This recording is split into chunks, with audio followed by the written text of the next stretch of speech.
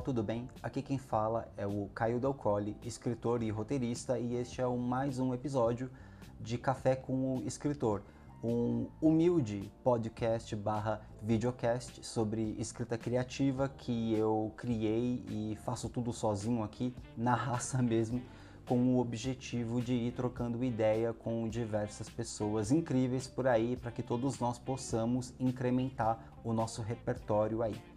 A convidada de hoje é a Vanna Medeiros, ela é roteirista e dramaturga, ou seja, ela escreve para teatro. E essa é uma das principais razões pelas quais eu a convidei para ela estar aqui hoje. O teatro, afinal de contas, ele é uma das primeiras formas sistematizadas, digamos assim, de se contar histórias, de se empregar a escrita em um sentido de ela ser interpretada. Então a Vanna ela fala bastante a respeito disso, ela traz também a gente algumas dicas de peças que a gente pode ler, né? Afinal de contas tem muitas peças que são publicadas.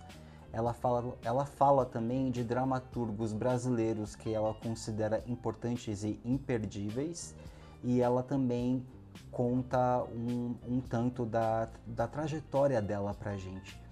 Então eu não quero me alongar mais, porque eu e ela tivemos uma longa conversa e eu quero que todos vocês aproveitem, porque a Vanna é muito gente boa, é uma fofa, então sem spoilers a respeito dessa conversa, aproveitem e eu peço para que vocês se inscrevam neste canal, curtam este vídeo, deixem aquele hype, salvem este vídeo naquela playlist de estudos e compartilhem com aquele amigo, aquele conhecido que vocês acreditam, né, que irão se beneficiar do conteúdo aqui.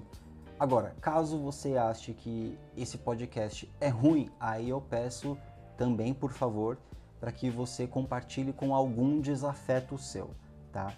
Afinal de contas, você muito provavelmente tem ao menos um. Então é isso, até o próximo vídeo barra podcast. Eu espero que vocês realmente aproveitem esse papo muito bacana sobre a escrita no teatro, entre outras coisas, com a Vanna Medeiros. Beijos e abraços e se cuidem.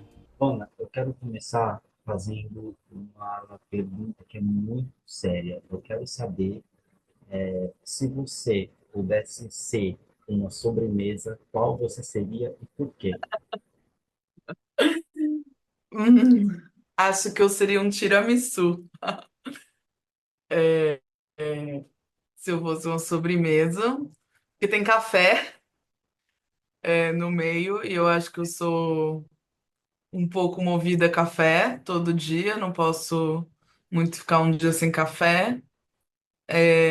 Mas ainda assim, enfim, é uma sobremesa de café e é doce. Eu gosto de sobremesa doce, não gosto daquelas sobremesas muito neutras. Acho que seria café. Que ótimo. Eu adoro assim uma sobremesa mais agressiva também, sabe? Aquela que quando você come, né, é assim, você fica assim depois, sabe? Você precisa de um gole d'água depois, sabe? Adoro isso também. Assim, tipo, brigadeiro caseiro feito com a barra de chocolate derretida ali dentro, sabe? Amo, amo. Maravilhoso o negócio. Gosto muito. Coisas, sobremesas com chocolate, amo. Coisa maravilhosa mesmo. A gente troca figurinha, receitas, aliás, a respeito disso depois. Vana, muito obrigado por ter topado essa conversa. O meu humilde podcast, ele tem aproximadamente 184 milhões de ouvintes. Estou sendo irônico. É pouquíssima gente, mas aos poucos a gente chega lá construindo, né, um público. E você é uma roteirista de cinema, TV também, correto? Porra, eu trabalho com consultoria para TV, eu produzo um festival, mas o Uhum. meu trabalho majoritariamente tem sido ultimamente com cinema e com teatro, né? Dramaturga no teatro também. Pois é. Eu acho que a principal razão pela qual eu enchi teu saco para participar aqui do Café com o Escritor é justamente por causa dessa tua atuação com o teatro. Mas sabe de uma coisa, antes de a gente entrar nisso, conta aí, por gentileza, a sua, enfim, trajetória, a, quais são seus créditos, quais são as produções que você assina, de onde você veio, de que planeta você veio, por que que você está aqui na Terra, enfim. Legal, vou tentar resumir, né? Porque é muita coisa. Mas obrigada, queria primeiro agradecer, Caio, o convite de estar no podcast. Eu acho super legal, especialmente porque é isso, é um podcast muito direcionado, né, para autores, para pessoas que trabalham com escrita. Então, vai ser sempre um podcast de nicho, acredito eu, porém, com uma audiência qualificada. Então, isso é super importante. Obrigada pelo seu convite. Eu venho eu brinco que eu sou uma orgulhosa ex-jornalista, porque a minha graduação é jornalismo, né? Eu trabalhei com isso durante algum tempo, mas assim, um pouco logo depois que eu fiz a faculdade, eu já comecei a pensar em migrar do jornalismo para outros lugares, mas porque eu queria muito trabalhar com uma linguagem mais artística mesmo, assim. Eu gosto do jornalismo, eu fui fazer porque eu gosto de escrever, né?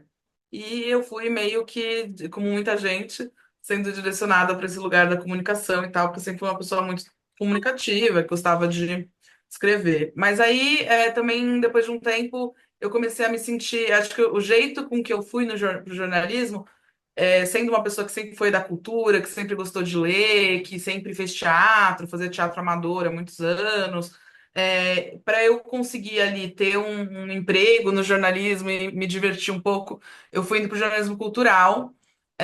Então eu trabalhei cobrindo cinema, cobrindo TV bastante, cobria um pouco de teatro também, fazia freelas para alguns lugares.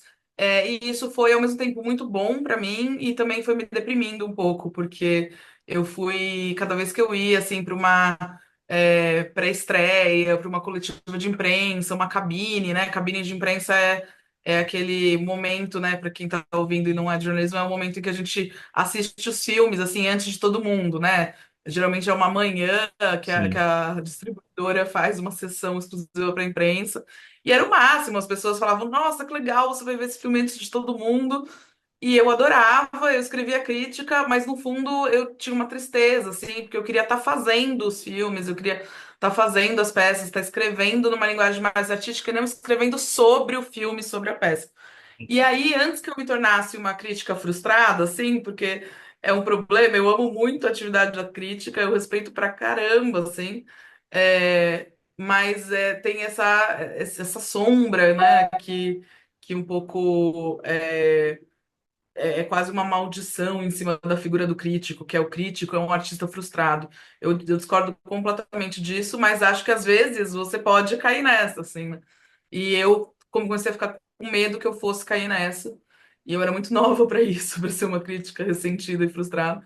E aí eu fui indo para as linguagens mais artísticas mesmo, assim, enquanto trabalhava como jornalista, eu fui fazer meu curso de dramaturgia, em primeiro lugar, isso já faz mais de 10 anos, foi em 2013. Eu fui fazer dramaturgia mesmo, numa escola aqui de São Paulo, que chama SP Escola de Teatro, um curso profissionalizante que dura 2 anos. Assim, foi uma experiência incrível, porque são 2 anos todos os dias. Na minha época era de terça a sábado, sábado o dia todo, só estudando dramaturgia.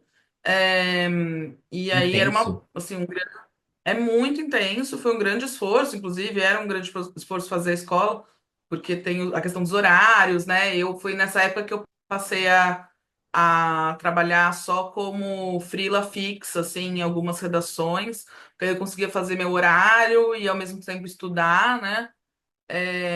E aí depois, aí na escola de dramaturgia foi incrível, assim, porque eu entrei lá e eu olhei ao meu redor e eu falei, nossa, onde vocês estavam a minha vida inteira, assim, vocês, minhas pessoas, sabe? Tipo, as Uhum. pessoas, eu me encontrei muito, assim, com as pessoas de teatro. Sou uma pessoa de teatro, eu me considero, assim, uma artista de teatro como cerne, assim, de como eu me entendo como artista. E fui encontrando meus parceiros também, né? Atores, diretores, pessoas com quem eu acabaria trabalhando depois da escola. E ao mesmo tempo eu tinha, sempre tive, assim, como eu cobria cinema e tinha essa paixão assim meio cinéfila, sempre tive essa ideia de também estudar um pouco de escrita para cinema e ver onde isso ia me levar. E quando eu terminei a escola de dramaturgia, no ano seguinte eu comecei a fazer uma pós-graduação em roteiro para cinema e TV, assim.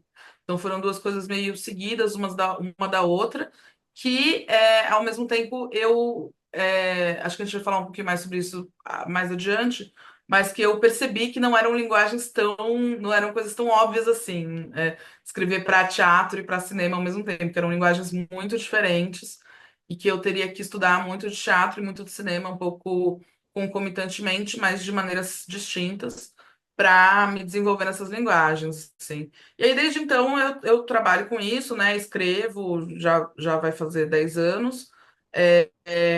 Escrevi muito para grupos, né? Para grupos e pesquisas que me convidaram, assim, né? Escrevi uma peça para a Companhia Livre, uns 3 anos atrás, que é A Morte da Estrela. Escrevi esse ano para a Próxima Companhia, no Cidade Soterrada. Escrevi também peças mais que não são de pesquisa de grupo mesmo. Eu escrevi o monólogo da Susana Vieira, que tá circulando por aí, né? Acabou de voltar de Portugal, que é o Leide. Foi dirigido pela Leona Cavalli. Vai ter uma temporada de novo no Rio de Janeiro no começo do ano. Escrevi meus projetos autorais também, o Desculpa, Uma Inconveniência em 9 partes, que foi uma peça que ficou em cartaz esse ano. Reluto, que é uma peça minha, que eu tenho um projeto maior, assim, de uma peça de um romance juntos. Enfim, foram alguns títulos, algumas peças que eu fui fazendo por aí com grupos e com a minha pesquisa individual mesmo, assim, né? Que a gente chama um pouco de dramaturgia colaborativa e dramaturgia de gabinete, assim, né? Eu aqui escrevendo no meu gabinete, minha casa. E, ao mesmo tempo, fui escrevendo também para o cinema. Eu tenho dois longas-metragens lançados, um que chama Eclipse, que foi de 2020, ganhou o CinePE de 2020, e outro que acabou de estrear na Mostra Internacional de Cinema de São Paulo, agora no mês passado, que se chama. Ah, peraí, eu falei Mulher, o 2020 é Mulher Oceano, e esse que acabou de estrear é o Eclipse. Os dois são com a mesma diretora, Jeans Ganzella, que é uma diretora que eu fiz meu primeiro curta com ela, com supervisão dela, que é o Polaris. E aí a gente se conheceu lá e acabou estendendo essa parceria de escrita e de criação. E também, enfim, colaborei num filme chamado Cacilda, que é o filme que vai contar a história da Cacilda Becker através das peças dela, que deve estrear ano que vem, da Giros Produção. Tem um outro projeto também que é uma adaptação de peça, que é o Mantenha Fora do Alcance do Bebê, que também está aí procurando financiamento para produção. O cinema é uma coisa meio doida, assim, que tem muitos projetos ao mesmo tempo, que duram alguns anos, assim, até conseguirem ser financiados, produzidos e tal. Mas estou por aí trabalhando em diferentes projetos. Acho que é isso. No máximo. Só um comentário rápido, assim. Eu, assim como você, venho do jornalismo também, e o que eu geralmente digo é, o jornalismo, ele desperta, ou deveria despertar, né? A prática dele deveria despertar a nossa sensibilidade em relação à escrita, né? Porque no jornalismo você escreve muito, mesmo que não seja em um contexto de grande inspiração, de escrever abstrações. No jornalismo a gente tem uma musa muito importante que se chama prazo ou deadline. Exatamente. Então eu acho que o jornalismo, para mim pelo menos, né, fez eu ter uma abordagem da escrita que é muito pragmática. Eu sento e eu escrevo, às vezes eu não consigo, porque eu preciso priorizar outras coisas, né? Mas eu não escrevo de um jeito assim, ai, tá bonito. Não, eu só escrevo e é assim, planejamento, planejamento, planejamento, planejamento, né? E escaleta e coisas assim. Então, o jornalismo, infelizmente, é uma atividade que hoje está sendo muito desvalorizada. Ela tem muito valor, mas esse valor ele não está sendo devidamente reconhecido.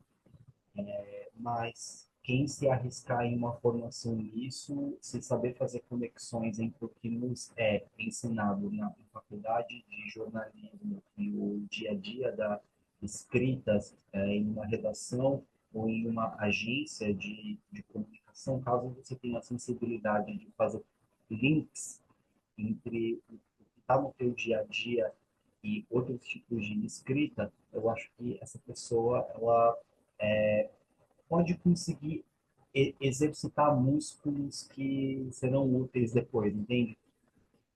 Agora, Dana, Sim, perfeito.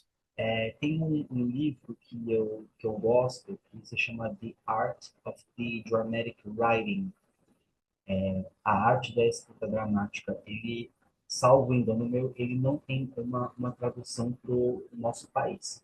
Ele é de um autor, um dramaturgo húngaro, que se chama Lajos Egri.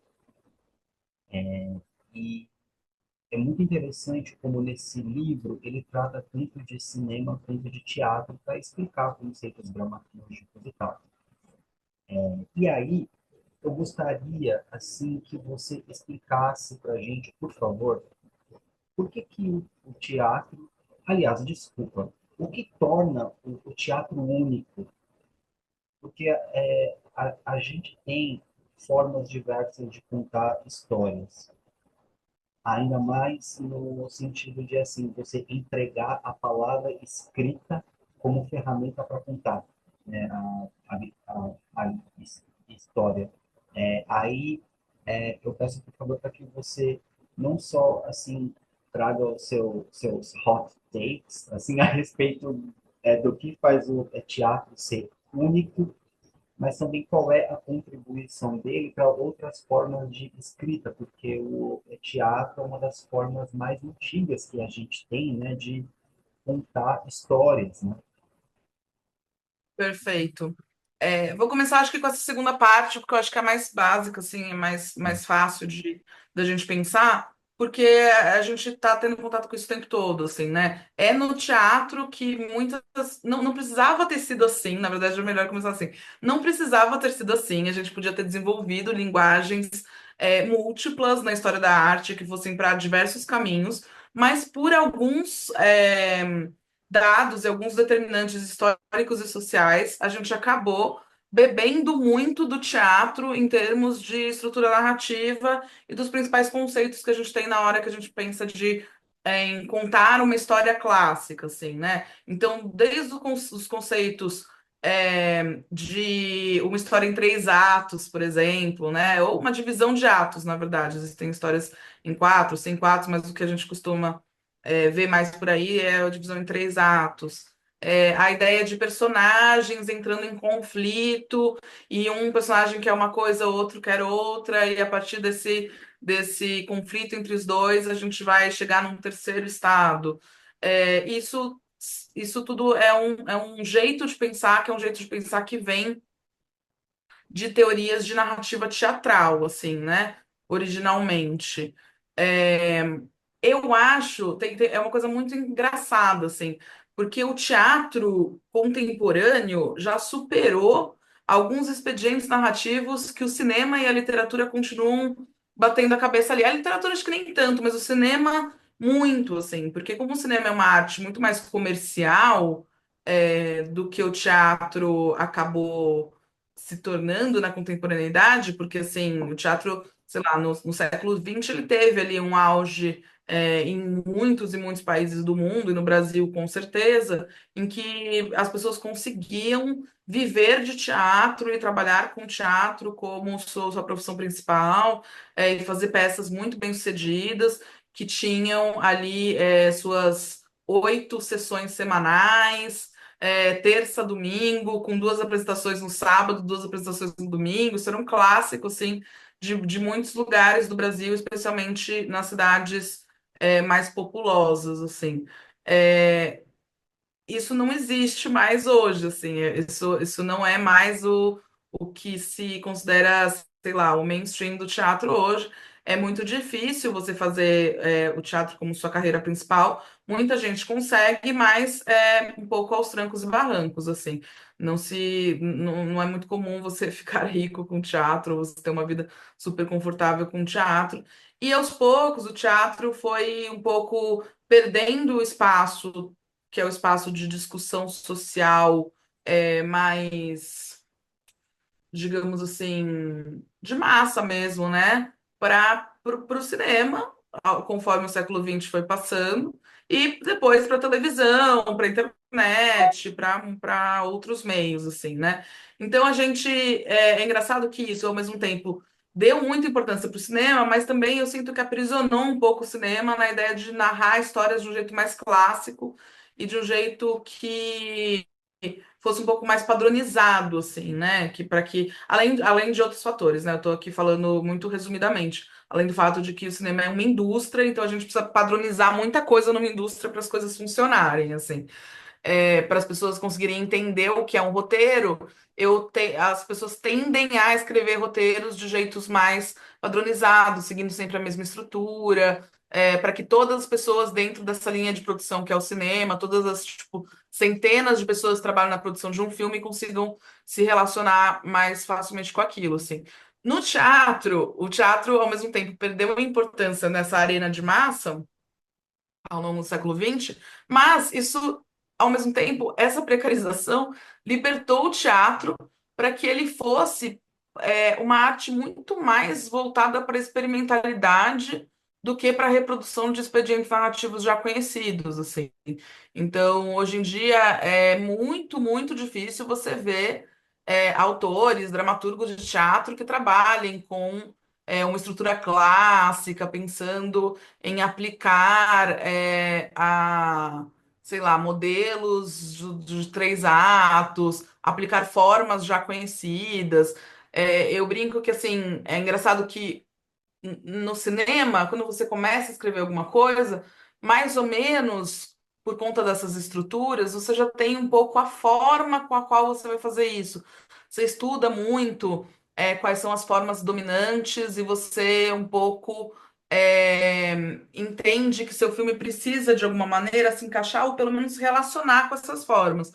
No teatro, parece que quando a gente começa, a gente está muito antes, assim, porque descobrir qual é a forma de escrita de um texto teatral é uma parte gigante do processo. E, especialmente, não só descobrir, mas inventar uma forma para aquela peça que você está escrevendo naquele momento, assim. E isso faz com que o teatro tenha ido para lugares. Isso é produto, né, dessa relação do teatro com as experimentalidades. Mas e aí eu acho que isso talvez seja o que o teatro poderia ensinar hoje, né? O teatro já ensinou muita coisa, o teatro já trouxe essas formas mais clássicas pro que a gente entende como artes narrativas audiovisuais, assim, né? No cinema, na TV, e na internet, né? Mais recentemente. Mas hoje talvez o teatro ainda pudesse ensinar um pouco mais essa experimentação para essas artes. E o que o teatro tem de único, e isso é independente de em que momento da história você você está falando, assim, como linguagem, que foi outra pergunta que você me fez, é com certeza a presença, assim, né? O teatro não existe uma outra arte em que as pessoas estejam presentes ali no mesmo espaço em que a ação e que a narrativa se desenrola, assim, né? Então, tem esse lugar, se fala muito, se discute muito hoje em dia, se no teatro, né, de novo, a ideia de que será que o teatro, assim, soando as trombetas do apocalipse mais uma vez, será que o teatro sobrevive a todas as revoluções tecnológicas que a gente tem visto nas últimas décadas? E uma das respostas, acho que mais comuns para isso, não sei se ela se sustenta ou não, mas eu, por enquanto, tenho acreditado que sim, é que o ser humano ainda precisa de presença, ainda precisa desse lugar de contar histórias, que é basicamente uma adaptação, uma reemulação da velha fogueira e um grupo, uma aldeia, uma comunidade sentada ao redor de uma fogueira contando uma história, assim, né? A história, contar uma história, narrar uma história, tem também uma função social, uma função para o corpo social das comunidades que a gente não consegue, o que é muito empobrecida quando a gente se volta só para as narrativas que são narrativas é, um pouco mais distantes, assim, né? Como um filme, como a gente está aqui na nossa sala na Netflix assistindo uma série que foi pensada de um jeito completamente padronizado para agradar o máximo de pessoas possível, assim, né? Com o teatro ainda é o lugar em que a gente consegue ir, ver um ator da nossa frente, um dramaturgo que está experimentando novas formas, novos jeitos de contar história, Uhum. tentando nos tocar sobre aquilo que ele imagina que está atravessando o mundo naquele momento, assim. E isso ainda é uma coisa muito poderosa.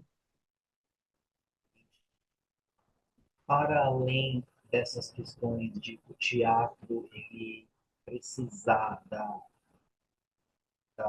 da presença, né, de a ação ela acontecer ao vivo, e padrões, como você mencionou, em termos de fórmulas, né, de se contar histórias, será que existem outras semelhanças e diferenças entre teatro e literatura e teatro e roteiro audiovisual que você queira destacar?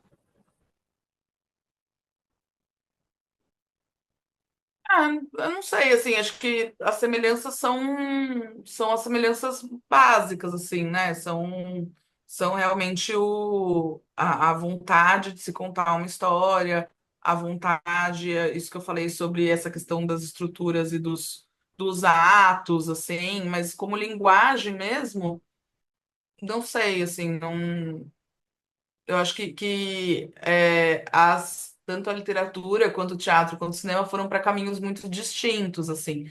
Aquilo que eu tinha falado é, sobre a gente achar, às vezes, que escrever para teatro, por exemplo, quem se fala muito no cinema, assim, né? Estudar dramaturgia vai te dar uma cancha muito melhor de referências para você escrever para cinema, por exemplo. E realmente é muito bom, é claro que é super necessário estudar dramaturgia para entender expedientes e técnicas e como isso foi feito antes de você. Mas de um jeito ou de outro, escrever para cinema é escrever para uma sobreposição de imagens, escrever para a linguagem da montagem, essencialmente, né? Escrever cinema sem entender o que é montagem cinematográfica é muito pobre, assim, a gente fica muito num lugar só da narrativa que poderia ser feita em outros meios. E escrever para teatro é escrever para imagens no palco, assim, é um outro tipo de pensamento, né? O pensamento cinematográfico e o pensamento daquilo que pode ser encarado como produção de teatralidade, produção do jogo teatral, do que aqueles corpos podem num palco naquele momento, assim. Eu vejo, acho que mais diferenças do que semelhanças. É, mas, claro, né, sendo a base, a semelhança básica e muito, muito importante, que é essa ideia de construir narrativas. Entendo. Uma curiosidade pessoal minha, que eu sempre quis saber. Teatro, assim, ele tem essa questão da constância. A peça é encenada uma determinada quantidade de vezes. Geralmente, os atores, digo, as pessoas que estão por trás daquela produção que está sendo encenada, o texto ele pode mudar, ou ele vai pronto e não se fala em alterar. Tem alguma questão assim de repente, até conforme esse processo de exibição, né, da peça, né, de repente, o público pode receber algum determinado dado ali da história de uma determinada maneira, e o autor ou a autora talvez queira fazer alguma alteração por causa disso, porque tem o teatro, ele oportuniza, digamos assim, alterações, né? Os atores, por exemplo, eles destacam, eu já ouvi vários dizerem em entrevistas que toda noite a energia ela é diferente, né? Assim, quando uma peça é encenada, que todo público é também diferente, e por causa disso eles se sentem às vezes assim mais à vontade, né, para fazerem um improviso, algo assim. Por outro lado, né, quando a gente está pensando em produção audiovisual, em tese, não se muda, né, as coisas. Está filmado, passa pela pós-produção, fechou, acabou e exibe, né? Sim, isso acontece muito, assim. Acho que depende muito da produção. É claro, essa questão de cada noite é uma coisa, isso vai acontecer em todas as peças, porque é o dado da própria. É isso que eu falei sobre a presentificação, assim, né? É uma coisa que está acontecendo naquele momento, naquela noite, entre corpos que estão naquela sala, fazendo aquela peça, assim. Então, sei lá, desde que o ator tá mais cansado naquele dia, o ator não, sei lá, ou tá mais animado, ou tá mais feliz de estar fazendo aquela peça naquele dia, a plateia não tá acompanhando, não tá interagindo, não tá acompanhando a energia. Enfim, muitas coisas podem mudar e realmente cada dia é um dia, assim. É muito maluco como se você costuma ir em peças de teatro, às vezes você vai numa peça, você conversa com um amigo que foi no outro dia da peça, e justamente aquilo que você gostou na peça é aquilo que o amigo achou que não teve de jeito nenhum, assim, sabe? Você fala, nossa, eu amei porque o ritmo da peça foi super acelerado, eu achei que isso funcionou super bem. E o seu amigo fala, nossa, mas eu odiei porque o ritmo da peça foi super lento, e eu achei que precisava de uma coisa mais acelerada. Fala, bom, é isso, né? Porque quando eu vi, o ritmo tava bom. Quando você viu, tava mais rarefeito, tava mais difícil, enfim. Cada noite é uma noite mesmo, assim. Isso é parte da mágica do teatro, assim. Inclusive, hoje em dia, essa é uma das principais críticas que a gente no teatro tem feito ao modo como a gente tem trabalhado hoje em dia, que o fato de que não temos mais grandes temporadas sei lá, 2, 3 meses, são muito raras, né? As pessoas têm feito temporadas de 10 apresentações e acabou, o que é muito complicado e acaba dificultando mesmo o trabalho do ator que só pega o ritmo mesmo da peça na temporada. Mas é, essas mudanças também podem acontecer do ponto de vista do dramaturgo mesmo, né? Acho que depende muito da produção, depende muito como essas pessoas estão trabalhando naquele momento, assim.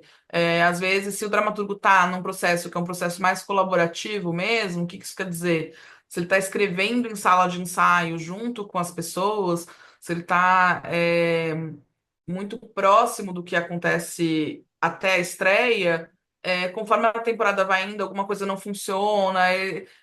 Acho que vai daqueles atores, daquela direção, daquela dramaturgia, reavaliarem, fazerem alterações, fazendo mudanças. Acho que pequenas mudanças não é muito raro de acontecer. Mudanças um pouco mais drásticas, acho que são mais raras, mas elas são feitas, pode acontecer uma tentativa de afinar o espetáculo, às vezes fazer cortes, porque não está funcionando no começo da temporada, e você só percebe na temporada mesmo, né? Tem coisa. No caso do teatro, a história é um organismo vivo. Aliás, ela sempre parece ser um organismo vivo, por mais que a gente queira aplicar nela técnicas e coisas assim, às vezes parece que ela não aceita nenhum tipo de camisa de força, né? Mas o teatro ele tem aparece, né? Ele tem uma espontaneidade que é única dele, porque, como você disse, tem essa questão da presença, você tem que ter um palco, atores ali em cima dele, você tem que ter um público, as pessoas elas têm que estar presentes e meio que sabe, sei lá, o que pode acontecer, né? É muito Sim. interessante isso, né? Tem essa de filmar de novo para quem está fazendo melhor, fazer diferente, né? É o que sai aí na hora, né?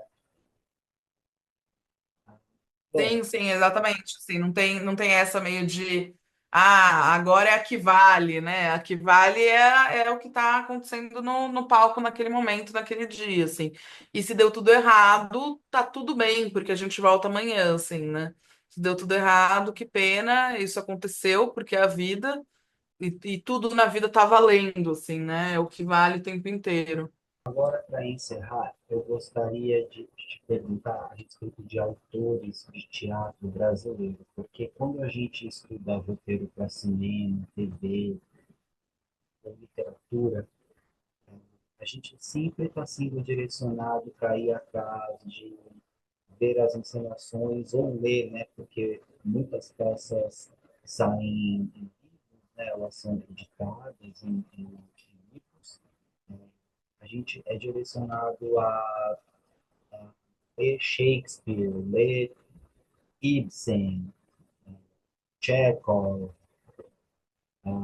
o Brecht também. A gente é sempre direcionado para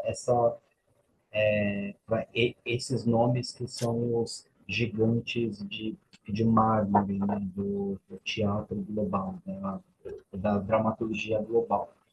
A minha sensação, às vezes, é a de que a gente acaba passando meio ao largo do que a gente tem de bom aqui no nosso próprio país. Então, eu queria saber se você gostaria de fazer algumas indicações de autores, peças, que as pessoas podem procurar, né, em uma encenação, em um teatro perto da casa delas, ou em livro, para elas lerem, né, mas quais peças você recomenda e por quê?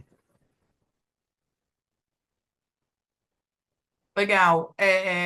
Bom, eu acho que já foi muito verdade que a gente não tinha muitas publicações de dramaturgias brasileiras, especialmente dramaturgias brasileiras contemporâneas, mas felizmente nos últimos anos isso tem mudado muito, assim.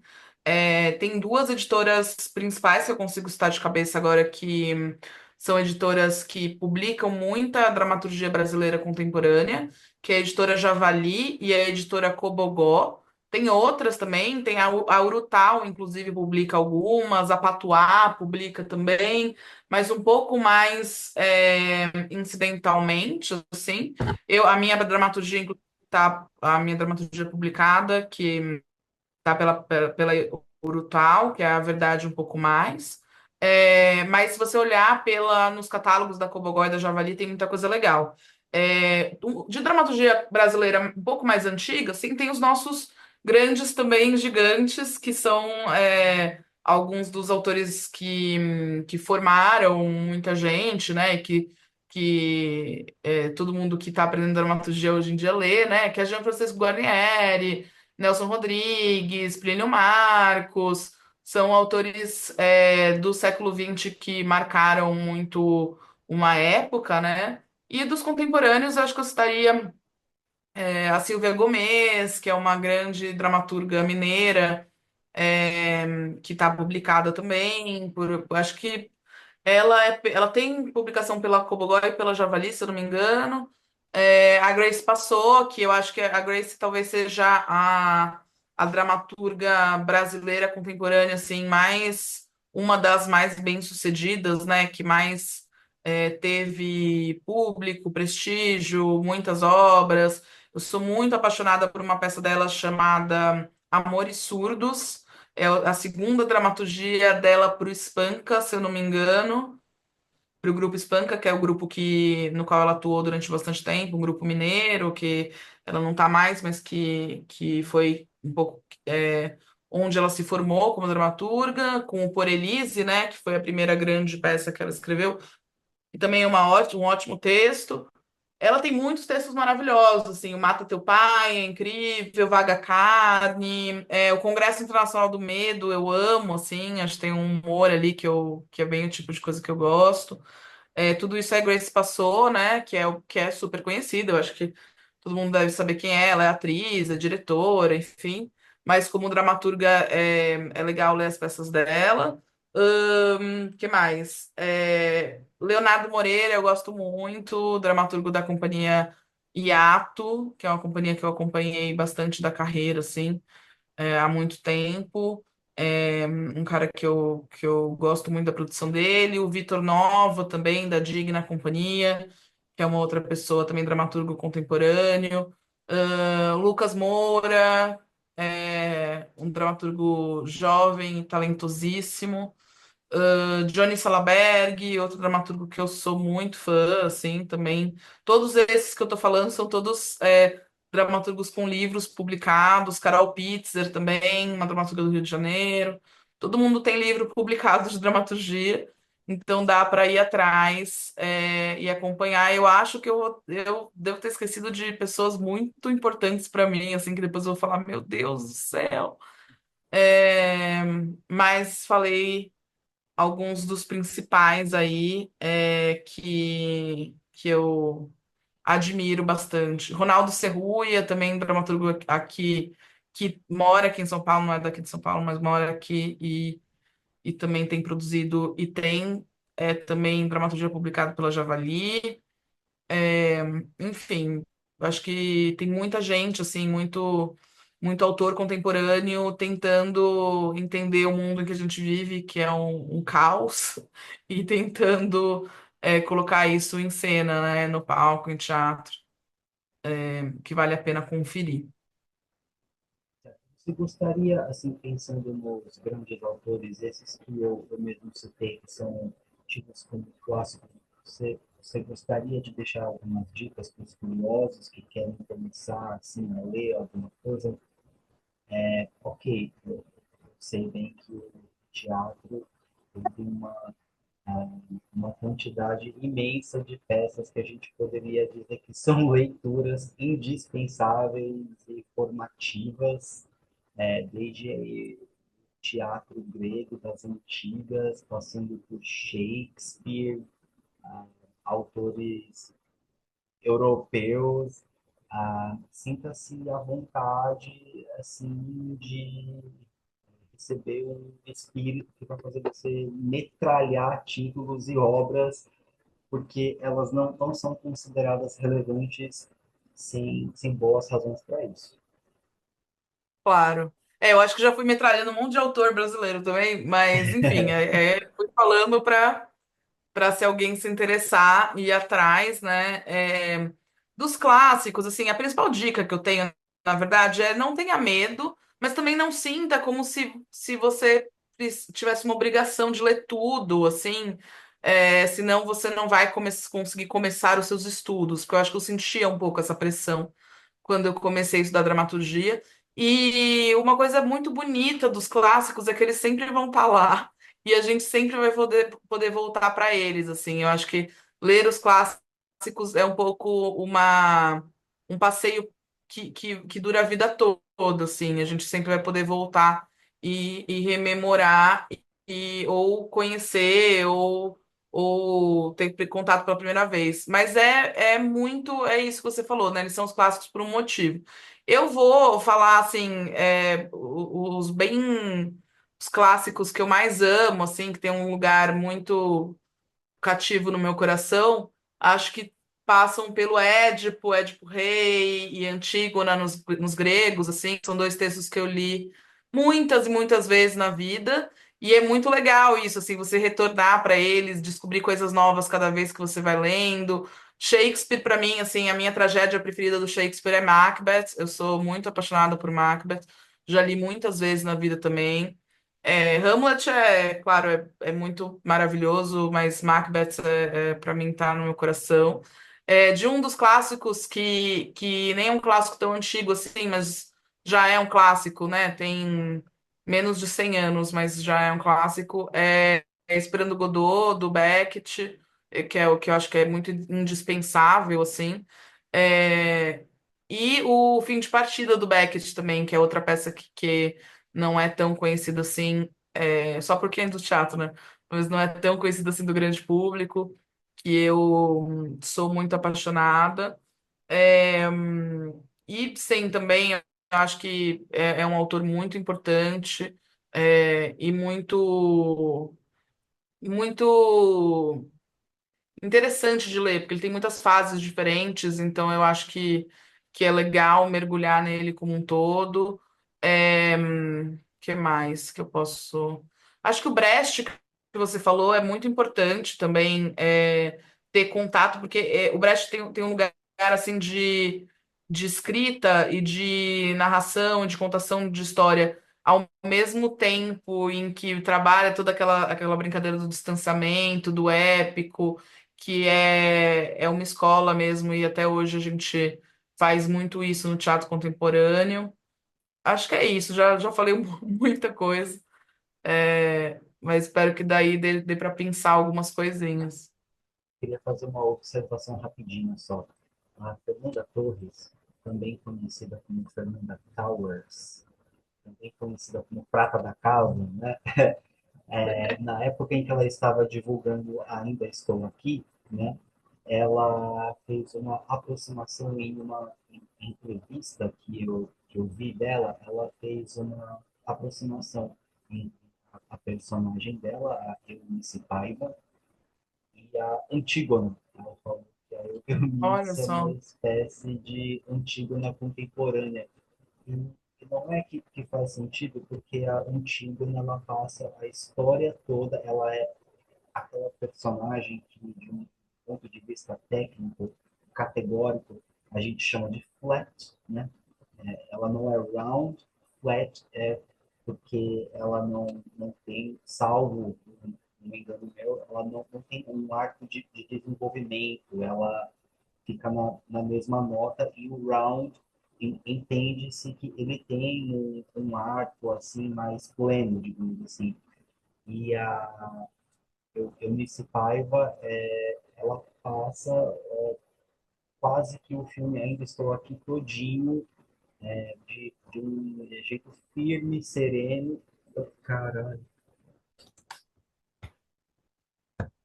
Ok, voltei, desculpa.